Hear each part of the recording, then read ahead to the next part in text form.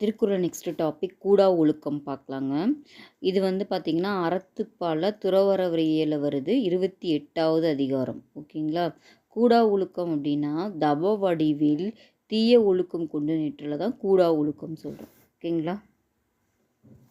கூடா ஒழுக்கத்தில் ஃபஸ்ட் திருக்குறள் பாருங்கள்.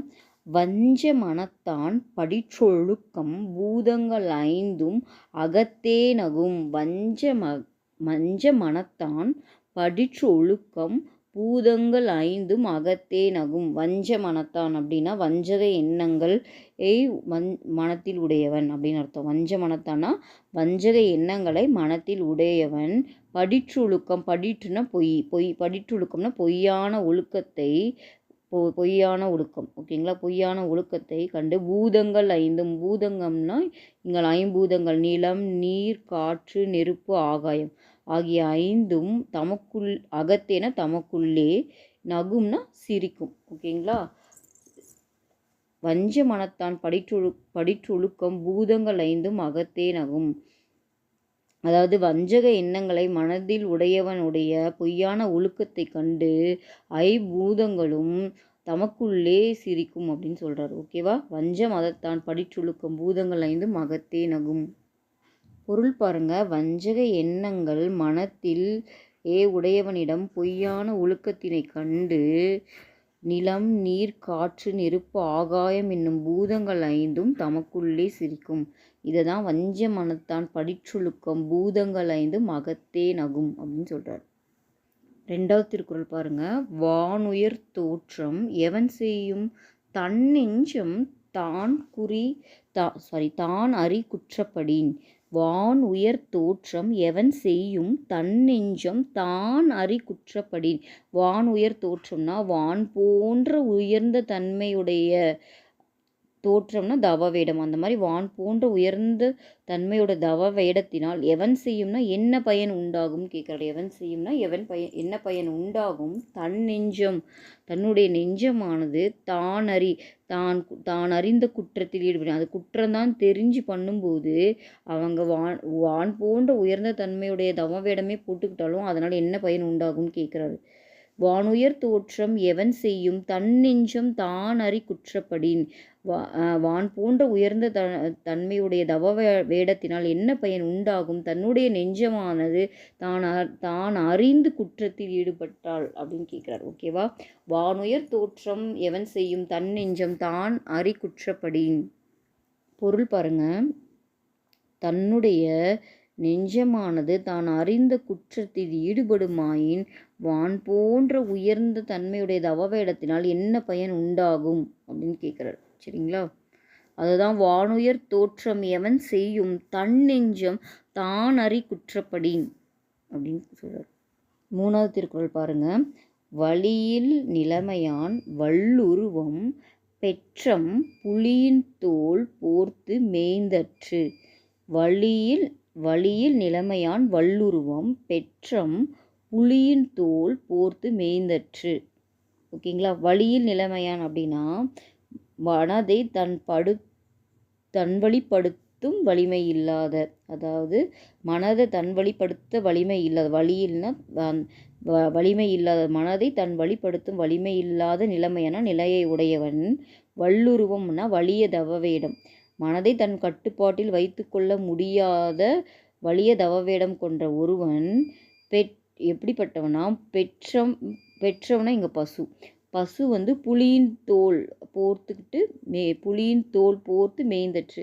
புலியின் தோலை போர்த்து மேய்ந்ததுக்கு சமம் அப்படின்னு சொல்கிறாரு. பசுவை மேய்ந்ததற்கு சமம் அப்படின்னு சொல்கிறாரு. புரியுதா? இது வந்து அற்றுன்னு வருதுங்களா? இது வந்து ஓமையணி, அதாவது கம்பேர் பண்ணுறாரு. மனதை தன்னுடைய கட்டுப்பாட்டில் வைத்திருக்க முடியாமல் வலிய தவவேடம் போட்டிருக்க ஒருத்தன் வந்து புலியோட தோலை எடுத்து பசு போத்திட்டு புல்லை சாப்பிட்டது மாதிரி அப்படின்னு சொல்கிறாரு. ஓகேவா? அப்புறம் இது வந்து பார்த்திங்கன்னா அற்றுன்னு வருதுங்களா? ஓமையணி. இது என்ன ஓமையணினா இல்பொருள் ஓமையணி. ஏன்னா இந்த எங்கேயாவது வந்து நம்ம பார்த்துருக்குமா? இல்லாத ஒன்று சொல்லியிருக்காரு. அதாவது பசு வந்து புலியின் தோலை போத்திக்கிட்டு புல்லை மேய்ஞ்சது மாதிரின்னு சொல்கிறாரு. இது இங்கே எங்கேயுமே நடக்காத ஒன்று இல்லையா? அதனால் இது இல்பொருள் ஓமையணி. ஓகேவா? இல்பொருள் ஓமையணி. வழியில் நிலைமையான் வல்லுருவம் பெற்றம் புலியின் தோல் போர்த்து மேய்ந்தற்று அப்படின்னா மனதை தன்வழிப்படுத்தும் வலிமை இல்லாத வலிய தவவேடம் கொண்டவன் புலியின் தோலை போர்த்திய பசு புல்லை மேய்ந்தது போன்றது அப்படின்னு சொல்கிறார். ஓகேவா? வழியில் நிலைமையான் வல்லுருவம் பெற்றம் புலியின் தோல் போர்த்து மேய்ந்தற்று. பொருள் பாருங்க. மனத்தை தன்வழிப்படுத்தும் வலிமை இல்லாத நிலையை உடையவன் வலிய தவவேடம் கொள்ளுதல் பசுவானது புலியின் தோலை போர்த்தி கொண்டு பயிரை மேய்வது போன்றதாகும். இதுதான் வழியில் நிலைமையான் வல்லுருவம் பெற்றம் புலியின் தோல் போர்த்து மேய்ந்தற்று அப்படின்னு சொல்கிறது. 4வது திருக்குறள் பாருங்க. தவம் மறைந்து அல்லவை செய்தல் புதல் மறைந்து வேட்டுவன் புல் சிமிழ் தற்று. தவம் மறைந்துனா தவ வேடத்தில் மறைந்திருந்து அப்படின்னு அர்த்தம். தவம் மறைந்துனா தவ வேடத்தில் மறைந்திருந்து. அல்லவை செய்தல் அப்படின்னா தீயவைகளை செய்தல். தவ வேடத்தில் மறைந்திருந்து தீயவைகளை செய்தல். புதல் மறைந்துனா புதரில் மறைந்து. வேட்டுவன்னா வேடன். புல் சிமிழ் தற்று அப்படின்னா புல்னா இங்கே பறவைகளை வலையில் பிடித்ததற்கு அற்று அது போன்றது அப்படின்னு சொல்கிறது. அதாவது இதுவும் ஒரு உமையை நீங்கள் அற்று வந்திருக்கு. இதையும் கம்பேர் பண்ணி தான் சொல்கிறது. அதாவது தவ வேடத்தில் மறைஞ்சிருந்துக்கிட்டு தீமைகளை செய்வது எது போன்றதுன்னா புதரில் மறைந்துக்கிட்டு வேடன் பறவைகளை பிடித்ததற்கு அது மாதிரியான அற்று அது போன்றது அப்படின்னு சொல்கிறது. ஓகேங்களா? தவமறைந்து அல்லவை செய்தல்னா தவ வேடத்தில் மறைந்திருந்து தீமைகளை அல்லவைனா தீவைகளை செய்தல். புதல் மறைந்துனா புதரில் மறைந்து. வேட்டுவன் வேடன். புல் சிமிழ்னா பறவைகளை வலையில் பிடித்தல் போன்றது அப்படின்னு சொல்கிறார். ஓகேவா? தவமறைந்து அல்லவை செய்தல் புதல் மறைந்து வேட்டுவன் புல் சிமிழ் தற்று. பொருள் பாருங்க. தவவேடத்தில் மறைந்து இருந்து தீமைகளை செய்வது புதரில் மறைந்து இருந்து வேடன் பறவைகளை வலையில் அகப்படுவித்தல் போன்றதாகும். ஓகேங்களா? இதுதான் சொல்கிறாரு. தவமறைந்து அல்லவை செய்தல் புதல் மறைந்து வேட்டுவன் புல் சிமிழ்த்து அற்று அப்படின்னு சொல்லி. நெக்ஸ்ட்டு 5வது திருக்குறள். பற்றற்றம் என்பார் படிச்சொழுக்கம் எற்றற்றம் என்று ஏதம் பலவும் தரும். பற்றற்றோம் என்பார் படிச்சொழுக்கம் எற்றென்று ஏதம் பலவும் தரும். பற்றற்றோம் அப்படின்னா பற்றுகளை விட்டுவிட்டோம் என்பார் அப்படின்னு சொல்லிட்டு பற்றுகளை விட்டுவிட்டோம் என்போம் சொல்லிட்டு படிச்சொழுக்கம்னா பொய்யான ஒழுக்கத்தை மேற்கொண்டவனுக்கு எற்றென்றும்னா என்ன செய்தோம் அப்படின்ற மாதிரி. எற்றெற்றம்னா என்ன செய்தோம் என்று. ஏதம்னா இங்கே துன்பங்கள் பலவும் தருமா. துன்பங்கள் பலவும் அவங்களுக்கு வரும் அப்படின்னு சொல்கிறாங்க. அதாவது பற்றற்றும் பற்றுகளை விட்டுவிட்டோம் என்று கூறி என்பார் படிச்சொழுக்கம் பொய்யான ஒழுக்கத்தை மேற்கொண்டவன் எற்றெற்றோம் என்று என்ன செய்தோம் என்று ஏதம் துன்பங்கள் பலவற்றையும் அவர்களுக்கு தரும் அப்படின்னு பல துன்பங்கள் வரும் அப்படின்னு சொல்கிறார். புரியுதுங்களா? பற்றற்றோம் என்பார் படிச்சொழுக்கம் எற்றென்றும் ஏதம் பலவும் தரும். பொருள் பாருங்க. பற்றுகளை விட்டுவிட்டோம் என்பாரின் பொய்யான ஒழுக்கமானது என்ன செய்தோம் என்று திரும்ப திரும்ப நினைத்து வருந்தும் அளவிற்கு துன்பங்கள் பலவற்றையும் கொடுக்கும் சொல்கிறார். இதுதான் பற்றற்றோம் என்பார் படிச்சொழுக்கம் எற்றெற்றம் என்று ஏதம் பலவும் தரும் அப்படின்னு சொல்கிறார். நெக்ஸ்ட் திருக்குறள் பாருங்க. நெஞ்சின் துறவார் துறந்தாற்போல் வஞ்சித்து வாழ்வாரின் வன்கணார் இல். நெஞ்சின் துறவார் அப்படின்னா நெஞ்சத்தில் பற்றுக்களை துறவார் அப்படின்னா துறக்காது. சரிங்களா? நெஞ்சத்தில் பற்றுக்களை துறக்காது. நெஞ்சின் துறவார்னா நெஞ்சில் பற்றுக்களை துறக்காது. துறந்தாற்போல் ஆனால் துறக்காமலே துறந்தது போல் பற்றுக்களை துறந்தாற்போல். வஞ்சித்து அப்படின்னா ஏமாற்றி வாழ்வாரின் அப்படின்னா வாழ்பவர் போன்று. வன்கணார் அப்படின்னா இரக்கமற்றவர் இல் அப்படின்னா அவரை மாதிரி இரக்கமற்றவர் யாரும் இல்லை அப்படின்னு சொல்கிறார். சரிங்களா? நெஞ்சின் துறவார் துறந்தார் போல். நெஞ்சின் துறவார்னா நெஞ்சத்திலே பற்றுக்களை துறக்காமலேயே துறந்தால் போல், பற்றுக்களை துறக்காமலே துறந்தார் போன்று தவமேடம் விட்டவர்கள் வஞ்சித்து அப்படின்னா ஏமாற்றி வாழ்பவர்களை அவங்கள மாதிரி வன்கணாரா இரக்கமற்றவர் யாரும் இல்லர் அப்படின்னு சொல்கிறார். ஓகேவா.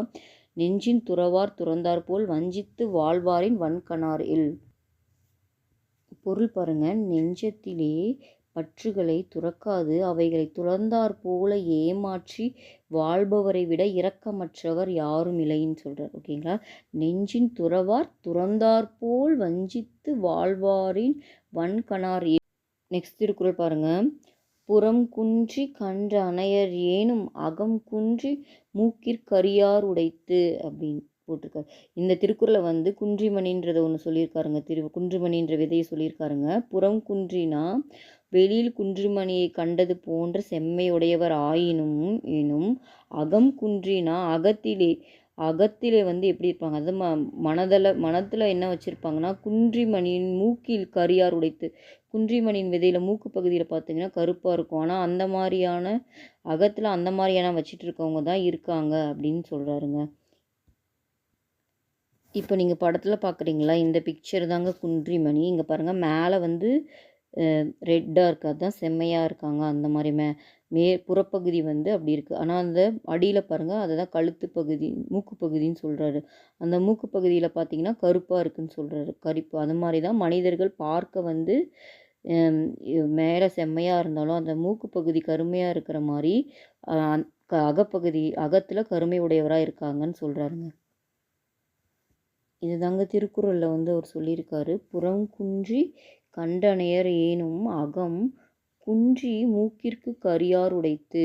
புறம் குன்றி கண்டனையர்னா குன்றிமணியை புறத்தில் வெளியே கண்டதை போன்று செம்மையுடையவராக இருந்தாலும் அகத்தில் எப்படி இருக்காங்கன்னா, அகத்தில் குன்றி மூக்கிற்கு கரியார் உடைத்து. குன்றி மணியின் மூக்கு பகுதியில் எப்படி கருமை நிறத்தை கொண்டிருக்கோ அந்த மாதிரி அகத்தில் மனதில்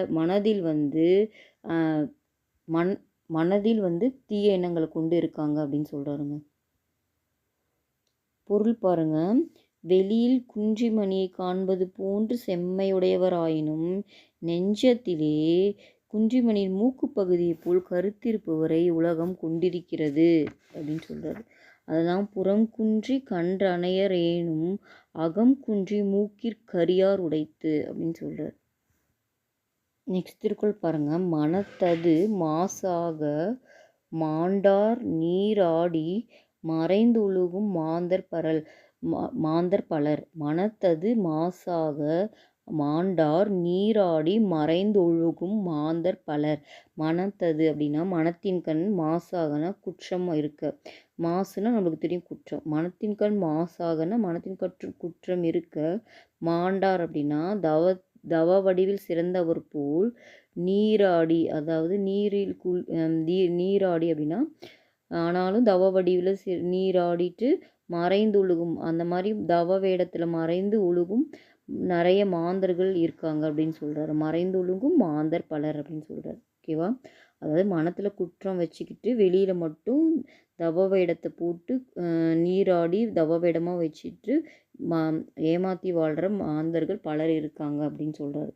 மனத்தது மாசாக மாண்டார் நீராடி மறைந்தொழுகும் மாந்தர் பலர். பொருள் பாருங்க. மனத்தின் கண் குற்றம் இருக்க தவத்தில் சிறந்தவர் போல் காட்டும் பொருட்டு நாள்தோறும் வைகரியில் நீராடல் போன்றவற்றினால் தவ வாழ்வில் மறைந்து வாழும் மனிதர்கள் பல உண்டு அப்படின்னு சொல்கிறார். ஓகேவா. இதை தான் மனத்தது மாசாக மாண்டார் நீராடி மறைந்தொழுகும் மாந்தர் பலர்னு சொல்லியிருக்காருங்க. நெக்ஸ்ட் திருக்குறள் பாருங்க. கனை கொடிது யாழ் கோடு செவ்விது ஆங்கண்ண வினைப்படு பாலால் குழல். கனை கொடியது அப்படின்னா இங்கே கனைனா அன்பு கொடியது அப்படின்றாரு. அம்பு நேராக இருந்தாலும் அது கொடியதுன்றார். ஏன்னா அந்த அம்பு மற்றவர்களை அழிக்க தான் பயன்படுது. அதனால் அது நேராக இருந்தாலும் அதோட வினை பார்த்திங்கன்னா அதோட வினை என்ன, மற்றவங்கள அழிக்கிறது. அதனால் கனை கொடியது. யாழ் கோடு செவ்விது. யாழ்னா வந்து யாழ் என்னும் இசைக்கருவி. யாழ்னா எப்படின்னா அந்த காலத்தில் இப்போ எப்படி வீணை இருக்கோ அந்த மாதிரி ஒரு கருவி. யாழ் கோடு செவ்விதுனா யாழ் கோடு அப்படின்னா யாழ் வந்து வளைஞ்சிருந்தாலும் அது செவ்விதுன்னா செம்மையான இசை நம்மளுக்கு தருது. அதனால் அது வளைஞ்சிருந்தாலும் அது செம்மையான இசையை தரதுனால நல்லது. ஏன்னா அது வளைஞ்சிருந்தாலும் அதோட பயன் என்ன, அதோட வினை என்ன அப்படின்னு பார்த்தீங்கன்னா செம்மையான இசையை கொடுக்குது. அதனால் அது நல்லது. அதனால் ஆங்கண்ண வினைப்படு பாலால் கொள்ளலாம். அதனால் ஒருத்தரை பார்த்து நம்ம வந்து எதுவும் சொல்ல முடியாது. அவங்க செய்கிற வினையை வச்சு தான். இப்போ அம்பு பார்க்குறதுக்கு நல்லா இருந்தாலும் அதோட செயல் பார்த்திங்கன்னா எப்படி தீமையாக இருக்குது. அதே மாதிரி யாழ் பார்த்திங்கன்னா பார்க்க வளைஞ்சிருந்தாலும் அதுலேருந்து செம்மையான இசை வருது. அதனால் அது செய்கிற அதனால் வர பயன் வினையை தான் நம்ம பார்க்கணுன்னு சொல்கிறாரு. வினைப்படு பாலால் குழல் அப்படின்னு சொல்கிறார். அதாவது அதனோட பயனால் தான் நம்ம பார்க்கணும் அப்படின்னு சொல்கிறார். ஓகேவா? கனைக்குழிது யாழ்கோடு செவ்விது ஆங்கண்ண வினைப்படு பாலால் குழல். பொருள் பாருங்க. அம்பு நேராக இருப்பினும் கொடியது. யாழ் என்னும் இசைக்கருவி வளைவானது ஆயினும் செம்மையான இசையை தரவல்லது. அதுபோல அவரவர் செய்யும் செயலின் தன்மையை கொண்டு அவர்களை தெரிந்து கொள்ள வேண்டும் சொல்கிறார். அதான் இந்த திருக்குறளில் கனைக்கொடிது யாழ் கூடு செவ்விது ஆங்கண்ண வினைப்படு பாலால் கொள்ளல் அப்படின்னு சொல்கிறார். கடைசி திருக்குறள் பாருங்க. மழித்தலும் நீற்றலும் வேண்டா உலகம் பழித்தது ஒழித்து விடின். மழித்தலும் நீற்றலும் வேண்டா உலகம் பழித்தது ஒழித்து விடின். மழித்தலும் அப்படின்னா தலைமுடியை மழித்து கொள்ளவும் வேணாம், சரிங்களா? நீட்டி கொள்ளவும் வேணாம், அதாவது தலைமுடி தாடிலாம் வளர்த்துக்கவும் வேண்டாம். உலகம் பழித்தது, அதாவது சான்றோர்கள் பழித்து சொல்லும் அந்த பழி ஆகாதுன்னு ஒன்று பழித்து சொல்லியிருக்காங்களே, அதை விட்டு விட்டால் போதும்னு சொல்கிறாரு. அதாவது இது வந்து தவ வேடத்தில் இருந்துக்கிட்டு முனிவர் மாதிரி நீங்கள் தலைமுடியை மலிச்சு கொள்ளவும் வேணாம், நீட்டி கொள்ளவும் வேண்டாம். உலகம் பழித்தது, உலகம் வேண்டான்னு என்ன பழிச்சிருக்கோ அதை விட்டுட்டாலே போதும் அப்படின்னு சொல்கிறாரு. மலித்தலும் நீட்டலும் வேண்டாம், உலகம் பழித்தது ஒழித்து விடின் அப்படின்னு சொல்கிறார். பொருள் பாருங்க. உலகத்தில் சான்றோரால் ஆகாதன என்று பழித்து ஒதுக்கியவற்றை விட்டுவிட்டால் தலைமுடியை மலித்து கொள்வதும் சடைமுடி மற்றும் தாடி வளர்த்து கொள்வதும் தேவையற்றவை ஆகும் அப்படின்னு சொல்கிறார். ஓகேவா? மழித்தலும் நீற்றலும் வேண்டா உலகம் பழித்தது ஒழித்து விடின் அப்படின்னு சொல்கிறாருங்க. நன்றி.